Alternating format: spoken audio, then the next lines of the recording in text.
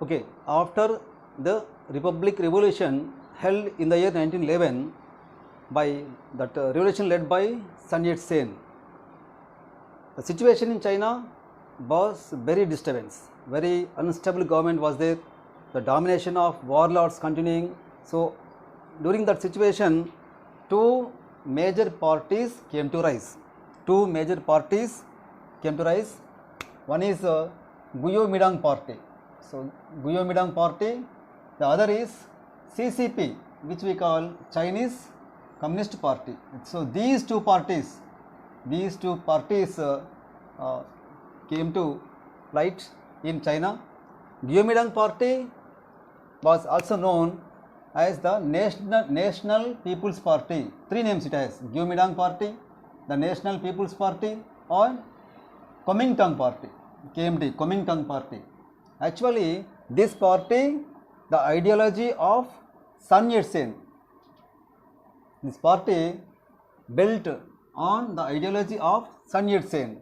After death of Sun Yat-sen, then this person, Chiang Kai-shek came to power, became the head of Guomindang party. So, this party, Guomindang party under Chiang Kai-shek, identified four great needs identified. So, it identified four great needs. What was those four needs? As you know, the primary needs, each and every person should have clothing, food, housing. These three are primary needs. They have to added one more point, transportation.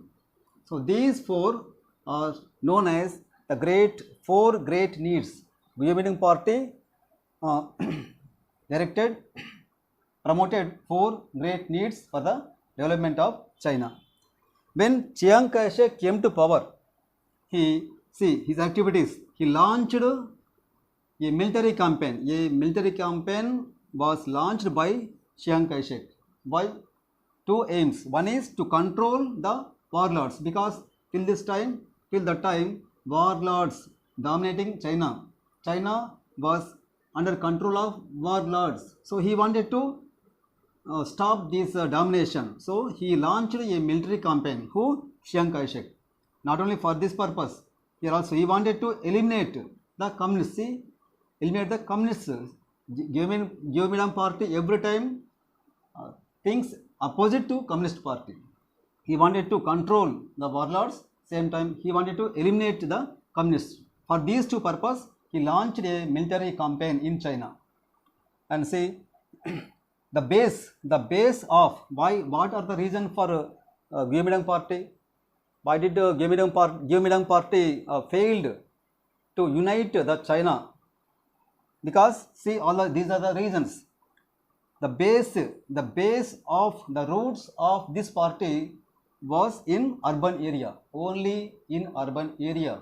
They ignored, the Guomindang party ignored the village people, it ignored the peasant problems, it ignored, it concentrated on urban area only. So, at that time it is believed that 5,000 workers were there, working class people 5,000, they were in cities like Shanghai cities. But those workers did not get any employment, very few of them got employment. And see, women, especially women position was worst position. So, very working hours, long working hours were there, and the working condition for women was very bad. So, for that purpose, they made women wanted to fight for their rights, for equal, all types of rights they wanted. So, for that they formed trade unions. The women formed these trade unions. This party, Communist party, supported these trade unions, but Guomindang party wanted to suppress these trade unions. See, now we want to tell some more points about Chiang Kai-shek. How was Chiang Kai-shek? Chiang Kai-shek mean here, what are the attitudes of Guomindang party? See, these are the attitudes of Guomindang party. The first one, actually, Chiang Kai-shek, he is a conservative. He is a conservative. Conservative mean the person who think old traditions, the person who supports old traditions. So Chiang Kai-shek was a conservative. So he promoted 4 virtues. He suggested 4 virtues for women. See, these are 4 virtues. Women, in his mind, in his opinion, women do not get, that is, what do we say, freedom. They should limited their up to household work. They are not allowed to go outside to go outside and do work. So he suggested these 4 virtues. One is chastity. Chastity means appearance, that is, next appearance, then speech, then work. Chastity means pureness. So human should be pure. Appearance, speech, work. These 4 each and every woman should adapt. He suggested. It means he did not give any freedom for women. Every time he limited, he stressed for their limitation. Okay. Next, so Chiang Kai-shek means here Guomindang party.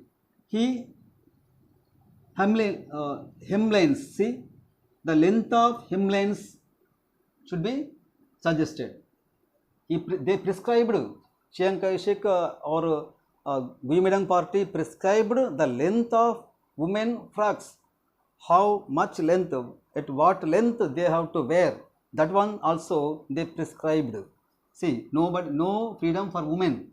See, then suppressed trade unions. So women wanted for their rights. For that purpose, they established trade unions. But what is here going on? Guomindang party suppressed those women trade unions, and it encouraged factory owners. See, controversy. They suppressed these trade unions and they encouraged factory owners. And women, they wanted to get more rights as equal men. They decided to fight against the government, Guomindang party. So many changes took place in China society. So Peking University also established in the year 1902. 1902, Peking University was established. So these are all situation. The main reason for Guomindang party decline, for the main reason why Guomindang party failed to unite China, because all this. See, by studying all this party did not give any importance to village peasant.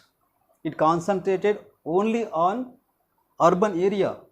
That too, it encouraged the factory owners. It suppressed women, and also it suppressed trade unions. Every time it wanted to eliminate communists. So these are all reasons. Led Guomindang party decline. That is, led Guomindang party failed to unite China. Then, the second party, CCP, China Communist Party. So the total opposite aims and objectives it chosen. It concentrated on village peasants. It gave more promises to village peasants regarding land reforms, land distribution, all those. Within short time, CCP party get more support from village people. The basic routes are here in village. These basic routes are in urban area. So these are the reason. Now we see about CC, Communist Party, how Communist Party became very famous in China.